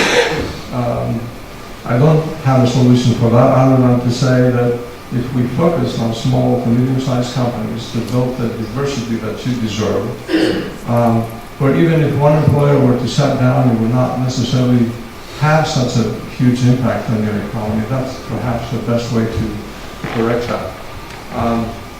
How to leverage assets, and many of you have asked me what are the region's assets, and I think we have many. What I can tell you is other counties and cities would kill to have some of the assets that you have here. Unfortunately, we have not leveraged them to have avoided the situation that we are in today. Stockton University, I believe, is a fantastic asset for this community, and now with the new information that you brought to bear, we need to be sure that they are going to have the support of government, citizens, to stay committed to the downtown campus. And I'm sure there's plenty of properties around in downtown to build that campus. Bakersfield is definitely a significant asset, and I see that as an opportunity of connecting it to the rest of the world. We have to look at that. Entrepreneurship, again, was brought up a couple of times. Regulations and costs, and I'm not naive to think that that is not an issue. What I do know is that there are ways of maybe alleviating some of those concerns, and it's more of an attitude of those people responsible for those regulations to take more of a salesmanship approach to economic development rather than sitting down telling you how a project cannot be done. They should be telling you how we could help you get through this maze of bureaucracy usually found in governments. Regulations do cost money, small businesses and large businesses, but I also found that is not a necessary condition to stop economic development from happening, because I've seen high-cost places that have done pretty well. Many of you are perhaps at despair of you've been left out of work, what is there to do, what community you want to build, what is it for you now that we can do, and you know, that's not something that I can promise I will fix, because I'm not a miracle worker. I know my capabilities. I do not want to overpromise and underdeliver. I would rather stick with my long-term policy of, underpromise and overdeliver. Perhaps we can help Max, who has been working with a couple of companies, maybe recruit some of those with our advice. We know how corporate minds work, and we know what they need to have to be in a place. And lastly, again, I don't want to leave the impression that this was a casino bashing meeting. If that is the impression we gave you, then we failed to correctly frame the issue for you. We need to have that industry grow to its potential. It has been downsized for obvious reasons. Again, your location is not as strategic as many of you have thought. Anyone to the north and south and west can cut you off of every opportunity. There is a first market advantage sometimes that we have to take to build a cluster here of industry that is so strong that no matter what they do to north or south or west, you are affected from that. So I thank you for your attention. I appreciate your input. Get on that website. AtlanticCountyActionNow.com, take the survey, be heard. And I can assure you that your opinions today have helped us, and my colleague here, Dane Anderson, who I failed to recognize earlier, who's the project manager for this. She's taken notes vigorously here to be sure that your views are reflected in this strategic plan. After all, this is going to be your plan, not my plan. And it's going to be dependent on you to be sure that it gets implemented. Thank you.